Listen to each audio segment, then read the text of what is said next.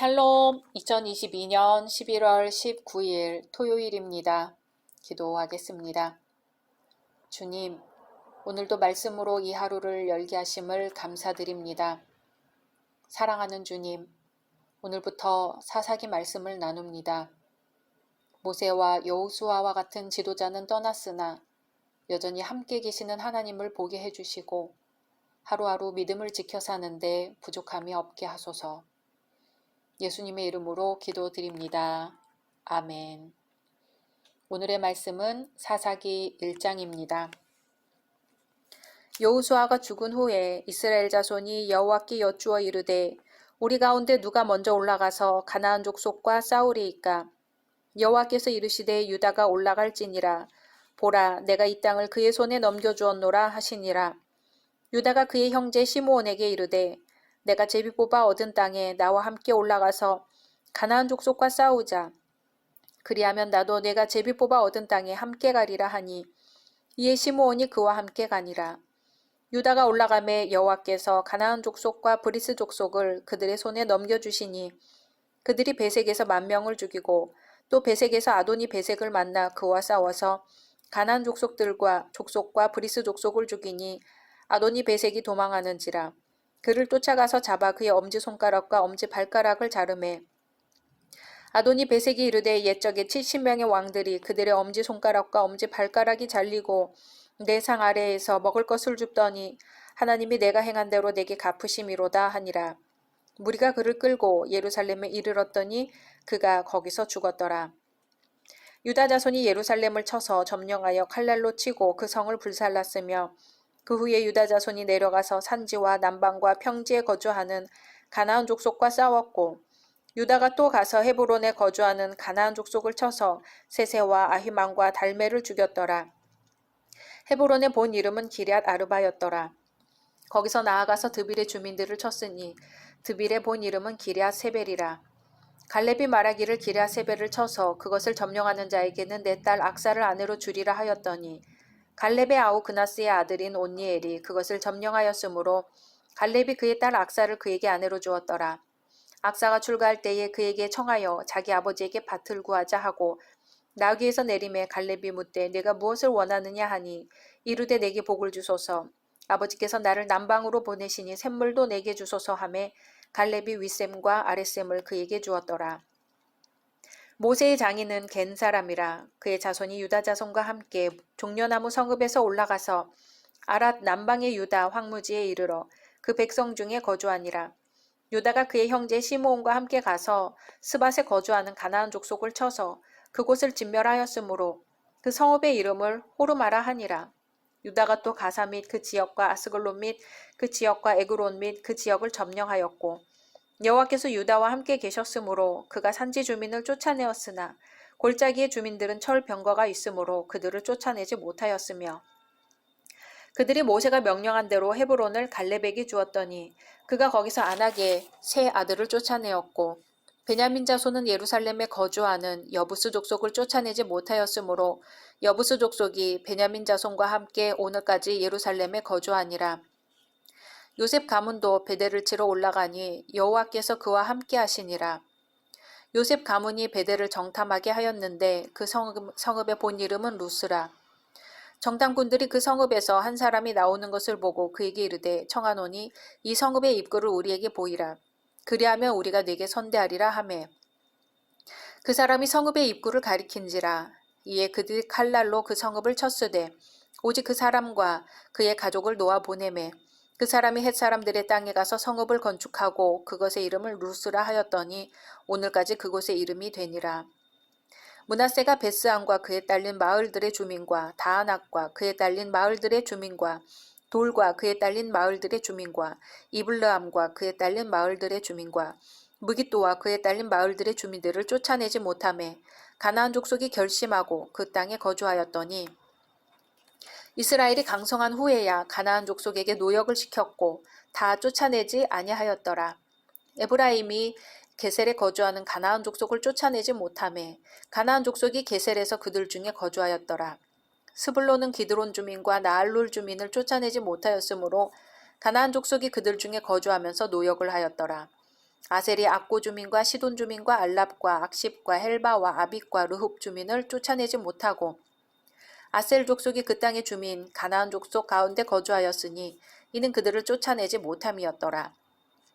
납달리는 베세메스 주민과 베다낫 주민을 쫓아내지 못하고 그 땅의 주민 가나안 족속 가운데 거주하였으나 베세메스와 벳아낫 주민들이 그들에게 노역을 하였더라.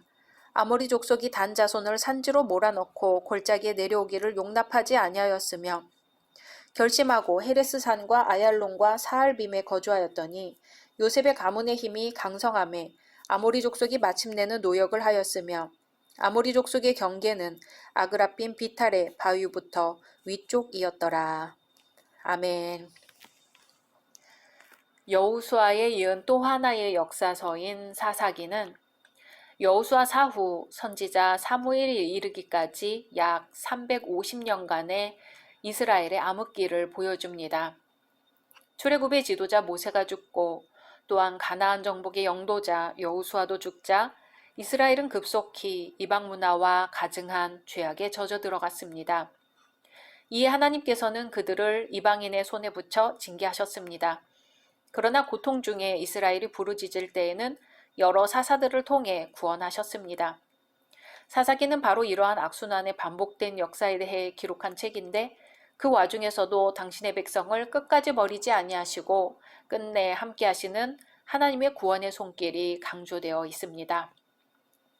사사기의 책 제목을 살펴볼까요? 히브리인들은 대개 책의 저자나 주인공의 이름 또는 책의 첫머리에 나오는 단어를 따서 그 책의 제목으로 삼는 관례가 있었습니다. 이에 따라 유대인들은 이 책의 제목을 쇼페팀이라고 했습니다. 이는 지도자, 재판관을 뜻하는 쇼페트의 복수형으로서 곧 사사기의 주된 인물인 사사들을 가리킵니다. 한자로는 선비사, 스승사자를 써서 사사입니다. 이들 사사는 여호수아 사후부터 시작하여 왕정 시대가 도래하기 전까지 약 350년의 기간 동안 이방 민족의 압제에서 자기 민족을 구원해내었던 영웅들입니다. 그러나 사사들의 직임은 비단 정치적, 군사적 통치자에만 머무르지 않고 백성들의 각종 대소사를 해결해주는 재판관, 더 나아가 그들을 하나님의 말씀으로 교훈하는 종교적 임무에까지 뻗쳐 있었습니다. 이제 사사기 1장으로 들어가 볼까요? 1장은 가나안 정착의 초기 역사를 다루고 있습니다.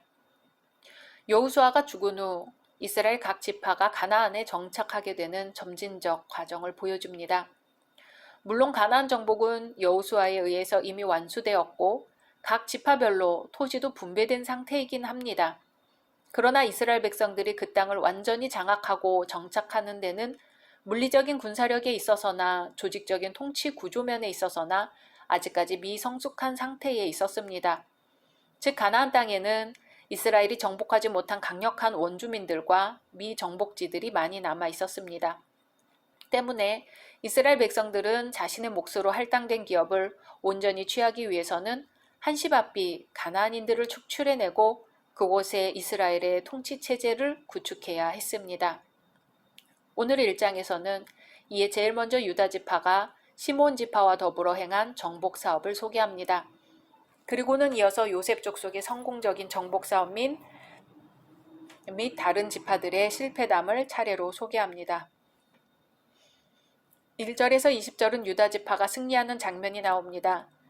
유다 지파는 하나님의 말씀에 의거해 시므온 지파와 더불어 제일 먼저 가나안 땅으로 올라가 가나안인들을 쳐부수고 유다와 시므온에게 주어진 분깃을 차지하였습니다. 여기서 사사기 기자는 유다 지파를 승리로 이끈 두 인물을 강조하고 있는데 곧 믿음의 용사 갈렙과 온니엘입니다. 그들의 활약은 특히 헤브론과 드빌 정복에서 두드러지게 나타납니다. 여기서 우리는 유다 지파가 정복 사업을 성공적으로 마칠 수 있었던 몇 가지 요인을 발견할 수 있습니다. 첫째, 유다 지파의 정복 사업에는 하나님께서 함께 하셨다는 점입니다. 하나님의 말씀에 의하여 이들은 맨 먼저 가나안 정벌에 나서게 됩니다. 여호와께서 가나안 사람들을 그들의 손에 붙이시며 모든 전투에 여호와께서 유다와 함께 하셨습니다. 역으로 말하면 유다 지파는 단지 자신의 분깃을 차지하기 위한 이기적인 마음이 아니라 그들의 정복 사역을 곧 성전으로 간주하고 철저한 믿음과 사명감으로 정복 사업을 수행했다는 뜻입니다. 둘째, 유다 지파는 철저한 순종으로 거룩한 전쟁을 치렀다는 점입니다. 성전에 있어서 승리의 관건은 여호와께 대한 순종 여부에 달려있지 병력의 수효나 무기의 우열에 구애되지 않습니다. 아마 유다 지파는 분명히 이를 확신하였기 때문에 유다가 먼저 올라가라는 하나님의 명령에 전적으로 순종하였을 것입니다. 셋째, 유다 지파는 지혜로웠을 뿐만 아니라 겸손하였다는 점입니다. 자기 지파보다 훨씬 열세한 시므온 지파의 협력을 구하였다는 점에서 그러하고 둘째는 겐 족속의 유입을 그대로 잘 수용했다는 점에서 그러합니다. 넷째, 유다 지파에는 갈렙과 같은 우수한 지도자가 있었다는 점입니다. 여호수아가 죽은 후 이스라엘 각 지파 간에 있던 가장 큰 문제는 여호수아를 대신할 강력한 지도자가 없다는 것이었죠. 그런데 유다 지파에는 다행히 갈렙이 있어서 그 빈자리를 메꿀 수 있었습니다. 특히 탁월한 신앙심을 지녔던 갈렙은 85세 이상의 노장이었으나 지도자 역할을 훌륭히 수행했습니다. 온 무리가 모세의 명대로 갈렙에게 헤브론을 주는 것에 마음이 일치할 수 있었던 것도 바로 이 때문임이 분명합니다. 이처럼 신앙을 유지 성장시키고 민족 공동체나 신앙 공동체를 하나로 결집시키는 데 있어서는 하나님께로부터 위임을 받은 지도자의 역할이 매우 중요합니다. 한편 본문 후반부에는 단 한 번 유다 지파의 실패가 언급되고 있습니다. 그것은 곧 이들이 철병거를 보유하고 있던 골짜기 거민들을 두려워하여 그들을 쫓아내지 못하였다는 점입니다.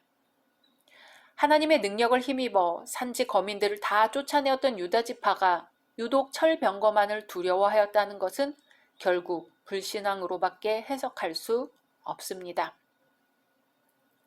즉 이들은 가나안족의 막강한 무기를 보는 순간 일시적이나마 하나님의 능력을 망각하고 인간적인 두려움에 사로잡혔던 것이지요. 이처럼 인간은 뜻하지 않은 어려움에 직면하면 곧잘 절망하고 낙심하기 쉽습니다. 그러나 그런 때일수록 성도는 더욱더 권능자 하나님을 바라보아야 합니다. 21절에서 36절은 다른 지파들이 실패한 장면이 나옵니다. 앞에서 유다 시몬 지파가 가나안 정벌에 성공한 것과는 달리 베냐민, 므낫세, 에브라임, 스불론, 아셀, 납달리, 단 지파 등이 가나안 정복에 실패합니다. 또 그로 말미암아 가나안 원주민들과 혼합하게 되죠.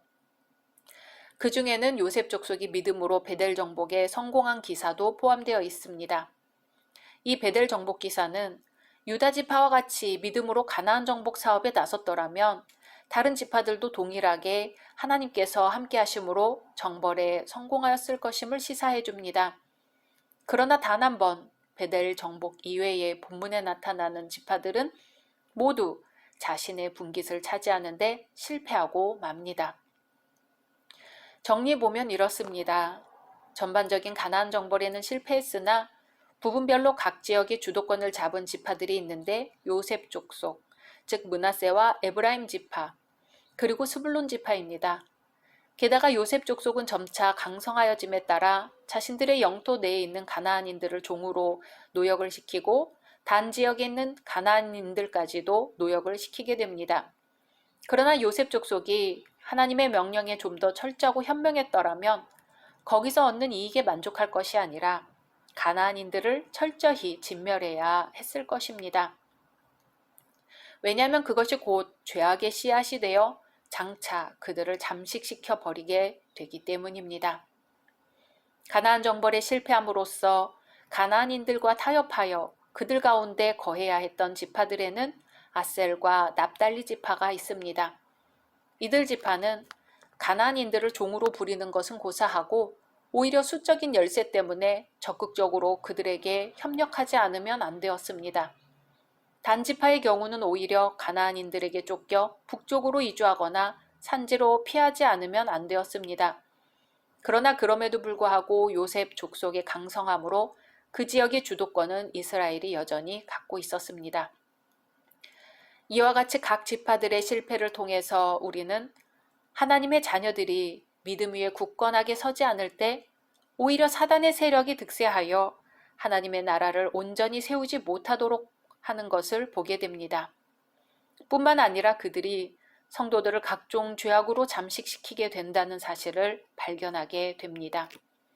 따라서 파수꾼이 성을 방어하기 위하여 뜬 눈으로 밤을 밝히듯 성도들은 자신의 믿음을 수호하기 위해 항상 영적으로 각성해 있지 않으면 안 될 것입니다. 각자 말씀 묵상하신 후 주기도문으로 마치겠습니다.